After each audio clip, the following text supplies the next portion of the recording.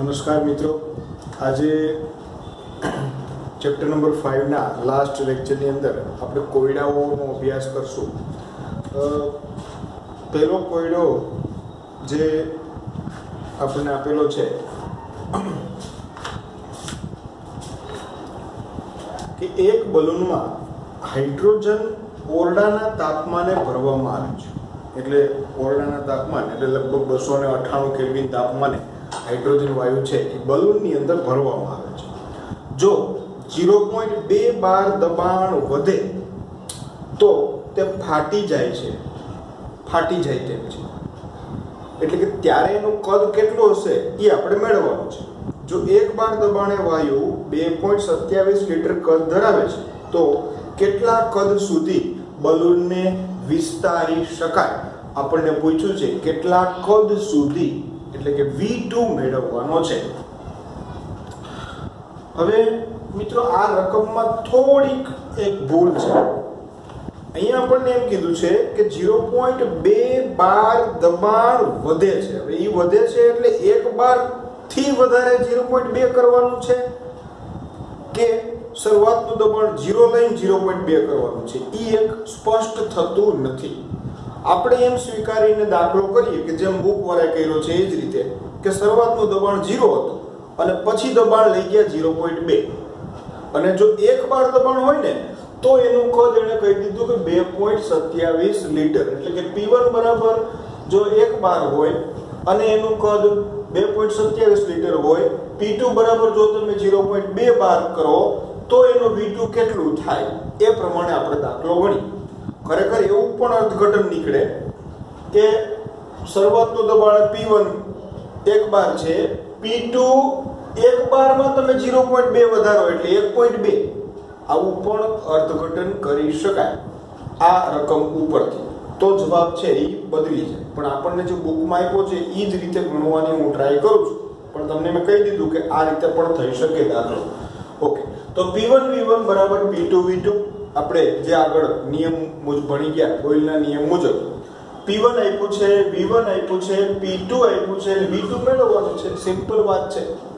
V2 ને કરતા બનાવવું આ ભાગને તો P2 છે અહીંયા છેદમાં જશે. P1 ની કિંમત 1 છે, V1 ની કિંમત 2.27 છે અને P2 ની કિંમત 0.2 છે. 1 ગુણ્યા 2.27 એટલે 1 થશે અને 2.27 ભાગ્યા 0.2 જો કરો તમે તો આનો ભાગાકાર મળશે 11.35 લીટર. એનો મતલબ કે આટલા કદે ઈ ફૂગો છે ઈ ફૂટી જશે. એટલે તમારે કદ છે આના કરતા ઓછું રાખવું પડશે. કે જો દબાણ 0.2 બાર રાખવામાં આવે તો કદ 11.35 લીટર થી ઓછું રાખવું પડે, નહીતર એ ફૂગો છે એ ફૂટી જાય છે. બરોબર? એનાથી વધારે તમે એને કદ કરી શકતા નથી. તો આ વાત થઈ.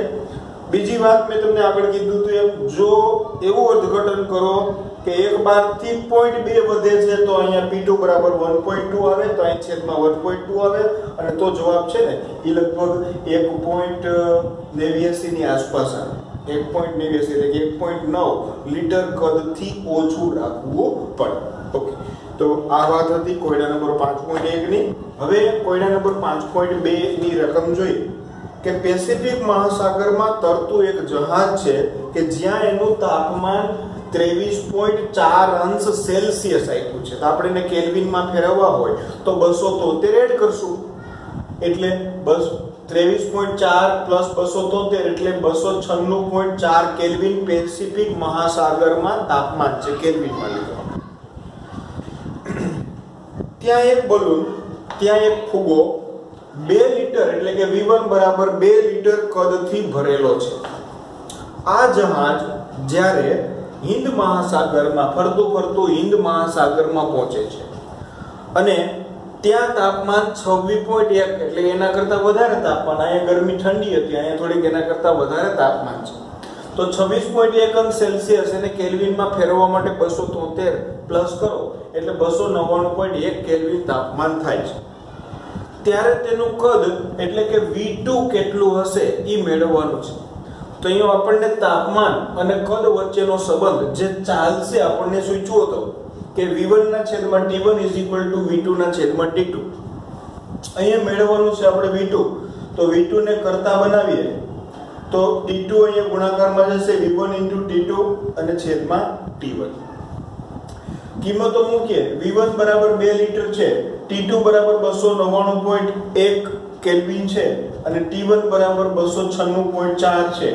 2 ગુણ્યા 299.1 ભાગ્યા 296.4 કરતા 2.018 લિટર કદ એનું હિન્દ મહાસાગરમાં ફુગાનું થશે. તો આ રીતે આપણે કદ અને તાપમાન વચ્ચેનો સંબંધથી V2 મેળવી શક્યા. એના પછીનો જે દાખલો છે એ ત્રીજો દાખલો 5.3.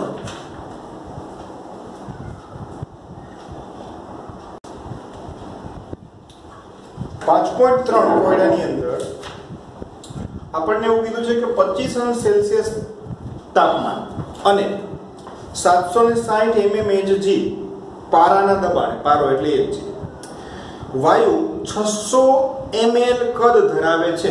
આનો મતલબ કે ત્રણ વસ્તુ આપી છે: તાપમાન, દબાણ અને કદ.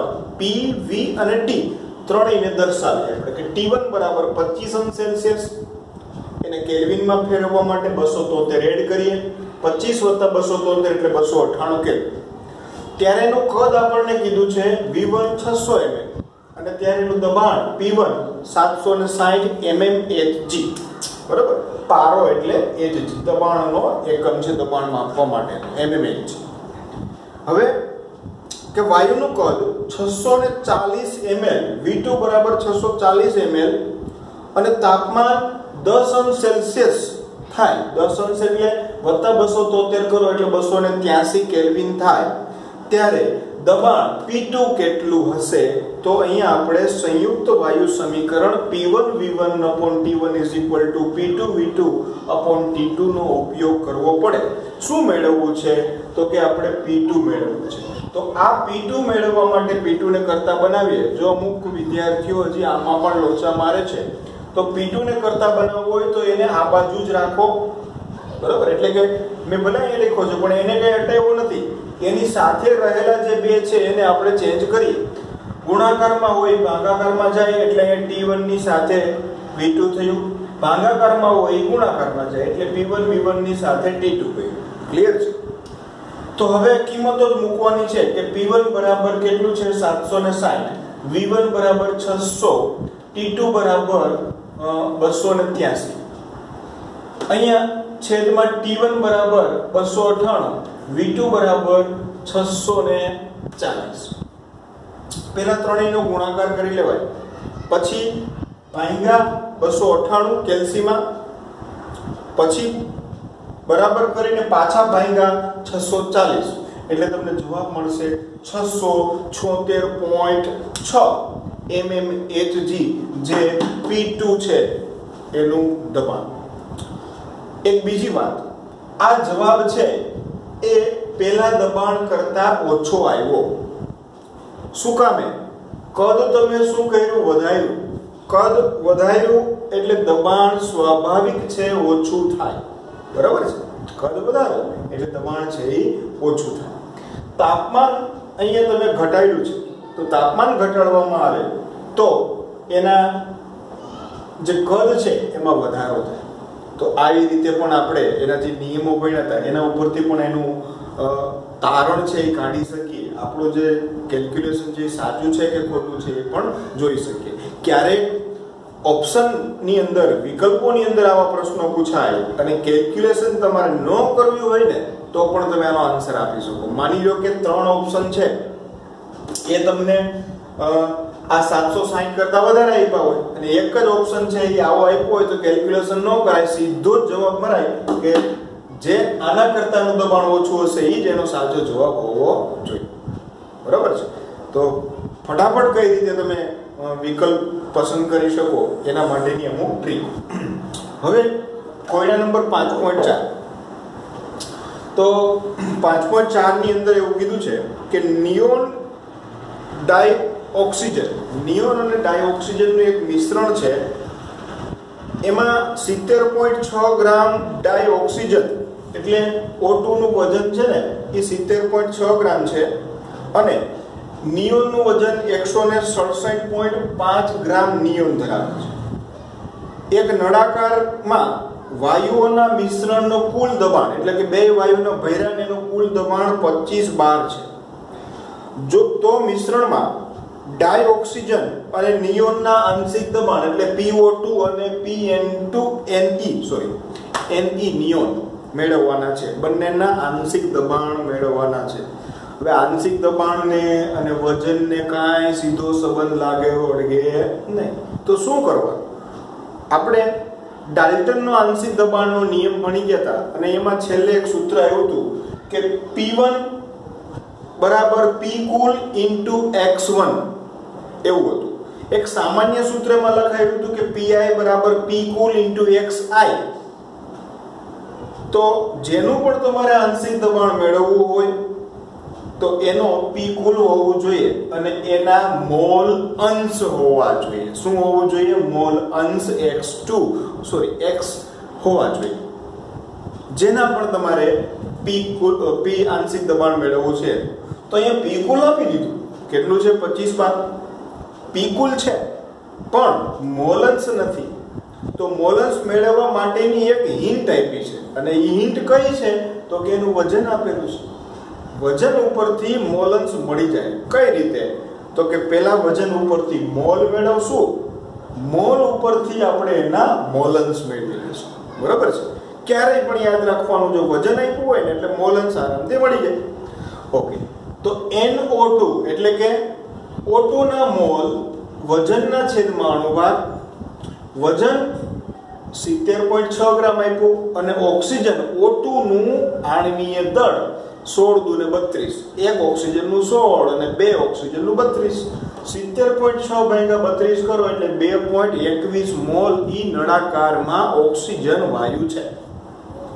હવે વાત કરવી છે નિયોન વાયુ। તો નિયોનના મોલ વજનના છેદમાં અણુભાર, નિયોનનું વજન 167.5 ગ્રામ આપ્યું છે। નિયોન 10મા નંબરનું તત્વ છે અને એનું આણ્વીય દળ છે 20। 167.5 ભાગ્યા 20 કરો એટલે જવાબ મળે છે 8.375 એ એના મોલ છે। તો ઈ નળાકારમાં નિયોનના મોલ વધારે છે, કેટલા છે? તો કે 8.375।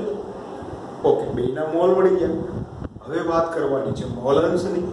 તો મોલ અંશનું સૂત્ર આપણને આવડવું જોઈએ કે મોલ અંશ ઘટકના મોલ અંશ બરાબર ઘટકના મોલ છેદમાં કુલ મોલ। મોલની જ વાત છે તો મોલ મેળવી લીધા, કિંમતો જ મૂકવાની છે।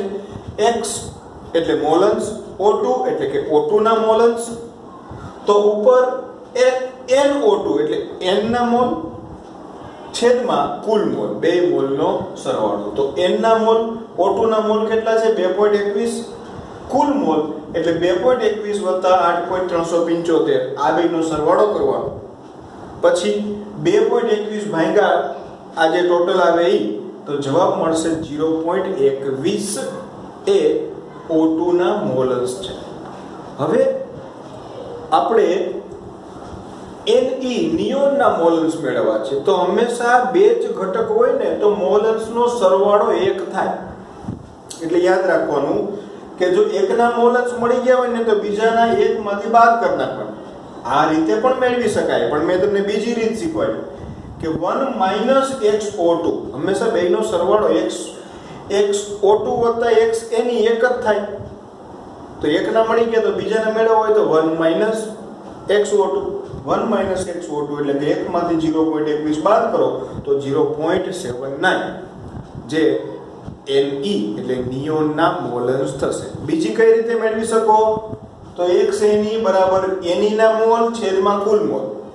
બરાબર, ઉપરની જેમ જ અહીંયા NO2 છે એની બદલે અહીંયા Ne આવે, એ રીતે પણ તમે મેળવીને ટ્રાય કરજો। ઓકે, એટલા જ મળશે। કેટલા? 0.79, બેના મોલ અંશ મળી ગયા। હવે સીધું વાત રહી આપણે એના આંશિક દબાણની। તો સૂત્ર કે PO2 એટલે કે ઓક્સિજનનું આંશિક દબાણ બરાબર P કુલ ગુણ્યા XO2 એટલે કે O2 ના મોલ અંશ। P કુલ છે 25, XO2 મળ્યા કેટલા? 0.21, ગુણાકાર કરો એટલે જવાબ મળે 5.25 બાર, જે એકલા ઓક્સિજનનું આંશિક દબાણ છે. હવે વાત કરીએ નિયોન. તો સેમ આ જ પોઝિશન કે PNE બરાબર P કુલ ઇન્ટુ XNE. P કુલ 25 છે, XNE નિયોનના મોલસ 0.79, ગુણાકાર કરો 19.75 બાર, જે આપણને નિયોનના આંશિક દબાણ છે એ મળશે. તો આ બે જવાબ મેળવી લીધા. સરસ દાખલો છે, બરોબર. વજન ઉપરથી એનું આંશિક દબાણ આપણે મેળવી શક્યા. સ્ટેપ શું ફોલો કરવા પડ્યા? પહેલા એના મોલ મેળવા, મોલ અંશ મેળવા અને આંશિક દબાણનું સૂત્ર મૂકી અને એમાંથી એનું આંશિક દબાણ મેળવ્યું. ક્લિયર છે? એના પછી કોયડા નંબર 5.5 જે છેલ્લો કોયડો છે આ ચેપ્ટર માટેનો, એમાં એવું કીધું છે કે વાયુઓના લાક્ષણિક ક્રાંતિક તાપમાન ધરાવે છે. દરેક વાયુઓ પોતાનું ચોક્કસ લાક્ષણિક ક્રાંતિક તાપમાન TC ધરાવતા હોય છે. જો વાયુ કણો વાયુના આંતરાણવીય બળોની માત્રા પર આધાર રાખે છે, એટલે કે એના કણો છે એ વાયુઓના અણુ વચ્ચેના આકર્ષણ બળ ઉપર આધાર રાખતા હોય છે. એમોનિયા અને કાર્બન ડાયોક્સાઇડ એટલે કે NH3 અને CO2 ના ક્રાંતિક તાપમાન અનુક્રમે NH3 નું ક્રાંતિક તાપમાન 405.5 કેલ્વિન આપ્યું છે અને CO2 નું ક્રાંતિક તાપમાન TC 304.10 કેલ્વિન આપેલું છે કે આ તાપમાને આ વાયુઓ પ્રવાહીકૃત થાય છે અથવા તો પ્રવાહીકૃત થવા માટેનું જે ઉચ્ચતમ તાપમાન છે એ આપેલું છે ક્રાંતિક તાપમાન. જો તમે 500 કેલ્વિન થી વાયુના ક્રાંતિક તાપમાન સુધી ઠંડો પાડવાની શરૂઆત કરો. શરૂઆત તમે 500 થી કરો છો, ઠંડુ પાડતા જાઓ છો. એક પાત્ર છે જેમાં બે વાયુ ભરેલા છે, ઈ પાત્રનું તાપમાન 500 કેલ્વિન છે. હવે તમે એને ઠંડુ પાડો છો તો કયો વાયુ પ્રથમ પ્રવાહીકૃત થશે? સરળ વાત છે એકદમ. 501 પાત્રમાં મેં તાપમાન રાખ્યું છે અને એમાં બે વાયુ ભર્યા છે. હું 500 થી નીચે તાપમાન કરતો જાઉં તો પહેલા આ બેમાંથી કયું તાપમાન આવશે? તો કે 405.5. તો એનું પ્રવાહીકરણ પહેલા થશે. તો સિમ્પલ વાત થઈ કે એમોનિયાનું ક્રાંતિક તાપમાન પહેલા આવશે અને તેથી તે પ્રથમ પ્રવાહીકૃત થશે અને પછી CO2 વાયુ દ્રાવણમાં અંદર રહી જશે અથવા તો આ તાપમાને એનું પ્રવાહીકરણ થશે. ક્લિયર વાત છે? એટલે આવા પ્રશ્નો પણ પરીક્ષાની અંદર કોમ્પિટિટિવ એક્ઝામમાં પણ આવા પ્રશ્નો પૂછાઈ શકે. તો એની માહિતી મેં તમને આપી. તો વ્યવસ્થિત ગણજો. દાખલા છે હંમેશા જાતે ગણવાના. સ્વાધ્યાય મેં તમને PDF મૂકેલી છે, તો એ બધા જ સ્વાધ્યાયના દાખલાઓ છે એ પણ તમારે તમારી બુકની અંદર ગણવાના છે. ક્લિયર? Thank you.